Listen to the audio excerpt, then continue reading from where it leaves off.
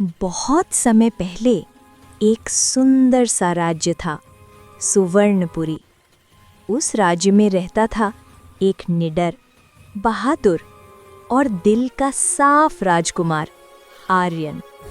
आर्यन को नई जगहें देखना, रहस्यों की खोज करना और रोमांच भरे काम बहुत पसंद थे। एक रात उसे एक अजीब सपना आया। उसने देखा एक चमकता हुआ खजाना जो किसी गहरे जंगल के बीचों बीच छिपा था, और सपने में एक धीमी आवाज आई, सच्चे दिल वाला ही उस खजाने तक पहुंच सकता है। सुबह होते ही आर्यन ने तय किया, मुझे उस खजाने को ढूंढना ही है।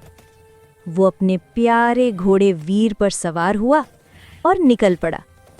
सूरज की किरणें पेड़ों के बीच से झिलमिला रही थीं और हवा में एक अजीब सी ठंडक थी।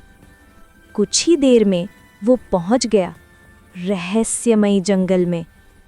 जंगल बहुत शांत था, इतना शांत कि पत्तों की सरसराहट भी किसी रहस्य जैसी लग रही थी। अचानक एक बोलने वाली उल्लू सामने आई।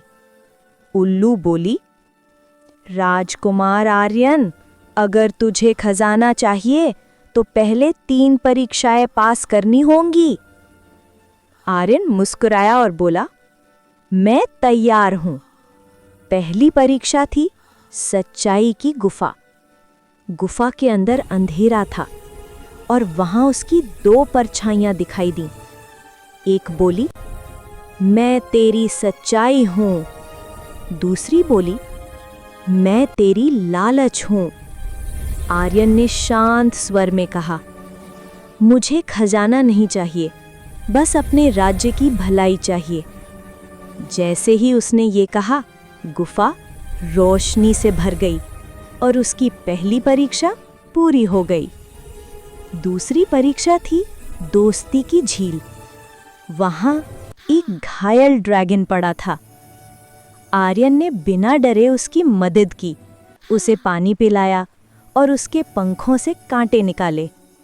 ड्रैगन मुस्कुराया और बोला, तुमने दया दिखाई राजकुमार, अब मैं तुम्हें उड़ाकर अगली परीक्षा तक ले चलूंगा। ड्रैगन आसमान में उड़ चला। नीचे फैला जंगल, ऊपर चमकता आसमान। आर्यन के चेहरे पर खुशी थी। तीसरी और आखिरी परीक्षा थी दिल का जादू। वहां एक पत्थर की मूर्ति थी जिस पर लिखा था, जो अपने दिल से सबसे प्यारी चीज कुर्बान करेगा वही सच्चे खजाने का हकदार बनेगा। आर्यन ने गहरी सांस ली और अपनी जादुई तलवार, जो उसे सबसे प्यारी थी, वहां रख दी।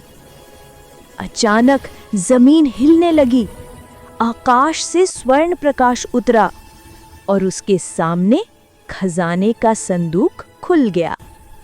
पर वो सोना या हीरा नहीं था, वो था एक जादुई बीज। राजकुमार आर्यन बीज लेकर राज्य लौटा और उसे महल के आंगन में बो दिया। कुछ ही दिनों में वहां से उगा एक सुनहरी पेड़ जो पूरे राज्य में खुशियां, फल और फूल बांटने लगा।